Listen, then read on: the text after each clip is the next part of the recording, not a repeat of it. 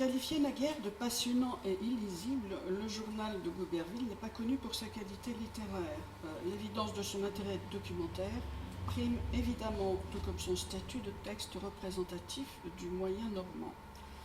Mais il ne se réduit pas à un compte-rendu de comptabilité qui parle de récolte et de bestiaux. Pour ma part, hormis tout ce qu'il révèle de son époque et de son milieu, j'ai été touchée parce que le journal révèle de son rédacteur sa personnalité qui apparaît peu à peu, son humour, certes assez discret, et ses rares émotions, mais aussi, et dès la première lecture du journal, par la précision de ses propos et peut-être surtout pour ces mots pour dire le temps. L'objectif de cette brève communication n'est pas de présenter une analyse des conditions climatiques dans lesquelles Gouberville a vécu. Non, Marcel Rouxard l'a très bien fait dans un article des Annales de Normandie, en 2009 je crois. Il s'agit simplement de proposer une promenade météorologique à travers le journal par quelques exemples qui, de surcroît, montrent la variété, la richesse et la précision de la langue de notre cire. J'ai trouvé que le joli titre de la chanson de Guy Béard convenait bien, même si assez peu de couleurs du temps sont mentionnées dans le texte. Laissons-lui la parole. Je précise qu'il a fallu faire des choix extrêmement difficiles tant la matière était abondante. Alors, le temps et ses variations. Gilles note les changements et les caprices de la météo et leur incidence sur son quotidien, mais il lui arrive aussi de suspendre sa plume et de juste regarder le ciel. Alors d'abord le beau temps. Ce que Gilles qualifie ainsi est un temps sans vent, sans pluie, souvent ensoleillé, mais pas toujours. Il relève surtout le beau temps d'hiver qui est moins fréquent. Je donne quelques exemples. Il fit fort beau temps, comme il avait fait hier et avant-hier, d'une aube gelée. Alors sa formule il fit ou faisait beau, assez beau, fort beau, et souvent accompagné d'autres qualificatifs. Clair, frais, sec, clair, doux. Il fit fort beau temps et doux, sans soleil toutefois. Avec parfois des observations plus précises et plus quantitatives. Ainsi, ce beau temps qui avait continué depuis il y eut mercredi 15 jours, etc. Et cette plaisante expression qui dit que le temps s'améliore dans l'après-midi. Sur la relevée, le temps se haussa. Voyons la chaleur maintenant. Dans le Nord Cotentin, au dire des autochtones, il ne fait pas chaud, il fait lourd. Mais Gilles n'emploie jamais ce terme. Alors, comme la chaleur ou l'ardeur n'est pas très fréquente, notre cire la mentionne systématiquement. Elle peut être grande, merveilleuse, véhémente et extrême. En tout cas, difficile à supporter pour un Normand que la chaleur même de mai incommode. Nous fûmes là bien 4 heures, tant à tourner le bois qu'à nous rafraîchir à l'ombre, parce qu'il faisait fort grand chaud, né le 13 mai. Et un 6 juin 61, alors que Gilles est à Saint-Lô et puis après à Russie, il faisait une extrême chaleur, néanmoins qu'il fit nuit. Et il avait fait tout le jour et au jour d'hier aussi. Nous revînmes, mon frère et moi, jusqu'à Russie, où il but du baillet, c'est-à-dire du petit cidre, pour la grande ardeur qu'il faisait. Alors, une séquelle du trop beau temps, c'est la sécheresse. Comme le grand froid ou les longues périodes de pluie que va connaître le journal, la sécheresse constitue l'un des aspects du petit âge glaciaire que traverse l'Europe du XIVe au XIXe siècle. Elle constitue un inquiétant problème pour l'exploitant agricole qui est Gilles. Il plut un peu au Soyer, mais ce fut trop petit vu la grande sécheresse qu'il a fait tout l'été. Il commença la relevée à plouviner quelque peu. Il y avait plus de 6 semaines qu'il avait toujours fait beau. Et là, le 1er juin 56, il n'avait plus depuis le commencement d'avril, par quoi les blés étaient grandement endommagés à cause de la grande sécheresse et fort enchéris jusqu'à 22 sols de boisseaux de froment, c'est-à-dire 3 fois le prix de 2 ans auparavant, qui était de 7 sols de boisseaux. Alors passons à un temps entre deux, le temps incertain. Il en parle peu car il n'y a aucune incidence. C'est le temps couvert avec ses nuances, donc le temps couvert peut être moite, doux, brun, mais il n'est jamais gris. Il n'y a jamais le mot gris qui est prononcé. Et parfois accompagné d'un petit crachin. Alors, tout le jour, il fit temps fort couvert avec une fort petite pluie. Tout ça est bien petit. Dans un temps incertain, nous plaçons aussi la brume que Gilles appelle brelat ou brunet, donc qui rend malade le lieutenant et son beau-frère et sa sœur, qui ont été très malades à cause d'une brunet. Passons au mauvais temps maintenant, qui est amplement décrit dans le journal. Comme dans toutes les régions au climat maritime, un changement de temps rapide et radical n'est pas rare. Voici le temps du 30 décembre 61. Commença à faire fort mauvais temps, de pluie, neige et verglas. Tout le jour de Noël et toute la féerie, il avait fait le plus doux temps que homme vivant eût vu en la saison. Et le rude temps, qui, sans plus de précision, a des effets sur sa santé, puisqu'il fait empirer sa toux et sa jambe lui fait très grande douleur tout le jour. L'orage maintenant. Parfois les éléments se déchaînent simultanément, ainsi cet orage d'hiver. Il avait plu et grêlé et venté toute la nuit, et le jour ne cessa de pleuvoir, vanter, grêler, éclairer et tonner. Il précise toutes les manifestations de l'orage, vint une grande ondée de grêle, de tonnerre et de pluie, tellement que toute la terre se couvrit de grêle. Et enfin, au soyer, après le soleil couché, se monta un orage au nord-est qui incessamment éclairait, plus souvent qu'on ne pouvait ouvrir et fermer l'œil. J'ai compris qu'il s'agissait le plus rapidement qu'il était possible de cligner des yeux. Je pense que c'est ça. Les conséquences sont bien sûr importantes, mais elles le sont toujours avec le mauvais temps qui règne ici. L'orage gêne le travail des champs, donc les outeurs, c'est-à-dire les moissonneurs, doivent cesser leur travail. Autre exemple, environ sur le midi, il survint un orage et de la grêle aussi grosse que des plombs d'arquebuse donc, qui contraignit mes gens à gagner le couvert. Il détrempe tout. Il avait fait un gros orage la nuit passée qui avait tout mis à nage. Et bien sûr, il perturbe les déplacements, tout comme le vent et la pluie. Nous fûmes pris à Clitour d'un orage qui nous mouilla tout au travers de nos accoutrements, et par la foudre et la tempête qu'il faisait, nous fûmes contraints de prendre le couvert. La pluie maintenant. Qu'elle soit petite, grosse ou véhémente, c'est le phénomène météorologique le plus cité dans le journal. J'ai compté plus de 250 occurrences. Et c'est le phénomène qui est décrit avec le plus de précision. Trois verbes sont utilisés presque indifféremment, plouver, pleuvoir et pleuvoyer. Ils sont accompagnés d'adverbes ou locutions qui précisent son intensité. Il y en a beaucoup. Quelques-uns, un peu, fort, bien fort, grandement, en grande abondance, impétueusement, en grande impétuosité, démesurément, merveilleusement, désespérément et détranément. Alors, à noter aussi une jolie expression, il pleuvait comme mer, que je comprends comme une pluie très très violente.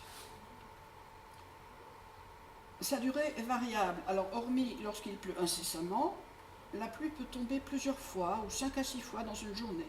Alors elle peut durer quelque peu, toute la matinée, quasi tout le jour, ce qui semble jouer beaucoup sur son moral. La pluie vint, et la nuit, elle plut désespérément. Simonet s'en alla, il pleuvait sans rémission. Puis Simonet s'en revint, et toujours pleuvait incessamment. Et celle-ci, tout le jour il pluait, fit temps si obscur qu'il semblait à midi qu'il fût près de soleil couché. Donc si la pluie est dotée de qualificatifs précis quant à sa durée et à son intensité, le crachin, qui est faible et durable par nature, est presque exclusivement rapporté par des verbes plouviner, plouiner ou rimasser. Alors on trouve à 13 reprises la phrase « tout le jour ne cessa de plouviner ». Et même un jour, il plouvine et il rimasse en même temps le même jour. Je ne sais pas s'il fait une différence. Gilles a plusieurs expressions pour décrire les signes avant-coureurs de la pluie qui vont justifier un changement d'activité. Par exemple, il se hâte de faire charrier l'orge et le trémois, le blé d'été, et le froment, le blé de printemps plutôt, le trémois, et le froment blé d'été, pour que le temps s'emparait à pleuvoir, menaçait fort de pleuvoir, se disposait à la pluie et se courrouçait. Donc les conséquences sont également très importantes et très... Bon, pas toujours négatives, comme on le voit avec la première citation. Il commençait à pleuvoir, ce qui fit fort grand bien au blé. Mais tout comme son opposé, la sécheresse, son excès est source d'inquiétude. Il y avait 33 jours passés qu'il n'avait été jour ni nuit, qu'il n'eût plu, quelquefois par grande abondance, quelquefois peu. Elle gêne aussi beaucoup le travail. La pluie dura jusqu'à 5 heures, de telle force que les becs ne sortirent point des étables. Et puis, les surets, donc ce qu'ils préparent pour faire ses pommiers, ne furent point plantés parce qu'il pleuvait trop, et provoque aussi des inondations. Sur les 2 heures, Simonet revint de Néou et nous dit que les eaux y avaient dérivé, donc étaient sorties de leur lit, et avaient fait un grand dommage aux prairies et basses terres en labour. Elle complique bien sûr les déplacements. Il pleut tout le jour. Je fus houssé, donc il met un vêtement, pour aller au Val de Serre, mais je n'y pus aller par la pluie, pour la pluie. Cantepie et Simonet partirent pour aller à Cherbourg. Il pleuvait fort, elle leur faisait mal d'aller à pied. Je n'ai pas trop saisi, mais enfin bon, je pense qu'ils ne peuvent pas apprécier quand même. La pluie nous pressa si fort que nous fûmes contraints d'entrer chez la Danielle. Enfin, la pluie mouille. Gilles s'en amuse parfois. La joie revint de Russie, tant mouillé qu'il purait de toutes parts, dégoûté de toutes parts. Arrivèrent M. de Saint-Nazaire, Cantepie et Simonet, mouillés et crottés de pied en cap. Après souper, Cantepie arriva, mouillé, crotté, Dieu sait comment. Il s'était égaré et avait failli coucher au bois. Et celui que je préfère, il plut quasiment tout le jour. Au soir arriva M. de Saint-Nazaire, qui n'avait pas les dents sèches, tant il était mouillé. Le vent maintenant. Gilles signale bien sûr le vent qui est si présent dans le nord Cotentin. Mais il ne nomme que ceux qui sont peu fréquents. Ainsi le désagréable vent d'amont, je pense que c'est le vent d'est-nord-est, qu'il n'aime pas, qu'il qualifie d'horrible tourmente. Ce vent peut être sec comme un pain, c'est une remarque qu'il fait à Russie, ou provoquer un fort grand froid comparable à celui des avants de Noël qui mettent les gens en grande admiration. Fait des dégâts. Tout le jour ne cessa de vanter un gros vent d'amont, fort froid, qui abattit grande quantité de glands. Tout comme celui qui rompt un gros chêne en décembre au buisson près de l'étable au poursour. À noter la précision de la localisation de l'arbre. Gilles ne parle qu'une fois d'un gros vent de nord-ouest et 2 fois seulement d'un vent du nord qui chasse la pluie. Il n'avait cessé de pleuvoir jusqu'au matin que le vent se tira au nord.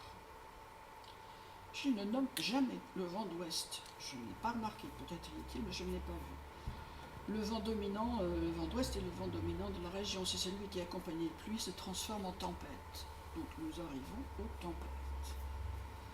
Cette conjonction de vent et de pluie peut être forte, grosse, grande, impétueuse, voire horrible. Il se commença une tempête de vent et de pluie qui dura plus d'1 heure, le plus impétueusement que je vis jamais qu'il me souvienne. Elle peut survenir en toute saison, parce que voici une tempête de janvier, tout le jour ne cessa de pleuvoir et faire tourmente, et en août, tout le jour ne cessa de venter et pleuvoir par grosses ondées. Alors les conséquences sont souvent très très graves. La tempête notamment fait beaucoup de dégâts au domaine et à la forêt. Se leva une tempête qui abattit plus de 2 parts, je pense de 2 tiers, des poires, pommes, glands et tout autre fruit, des arbres, avec grande quantité de cuisses, branches, coupeaux, des chênes du domaine de Séan et grand nombre de hêtres à la forêt. Les activités sont bien évidemment très perturbées. Il faisait si grande tempête qu'à grande difficulté. Nous pûmes avancer contre le vent depuis la Madeleine, qui est à Tourlaville, jusqu'au faubourg de Cherbourg. Il pleuvait et ventait si fort qu'on ne pouvait tenir à cheval. Nous demeurâmes séants pour la tempête et la pluie qu'il faisait. Cantepie avait failli être noyé au Petit Guy en passant par la tourmente et avait eu tout le mauvais temps et tempête qu'il fit hier. Donc ça doit être une tempête du nord-ouest. Enfin, elle perturbe la chasse et peut même mettre en danger la vie des chasseurs. Deux exemples, Simonet et Damour furent aux Goupillères pour trouver une compagnie de perdrix rouges, mais ils ne les virent ni ouïrent à cause du mauvais temps qu'il avait fait cette nuit. Et plus grave, au matin, Simonet et la joie allèrent à Gatmar pour tirer et prirent une barquette. Et pour ce qu'il faisait rude temps, ils crurent se perdre et couler au fond. Maintenant, le froid, la neige, le gel et la glace. Donc, Gilles note toujours le fort grand froid, avec un certain lyrisme.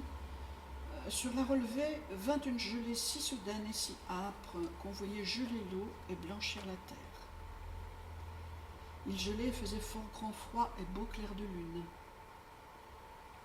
Alors, les intempéries de l'hiver ont bien sûr une incidence importante sur le travail de l'exploitation.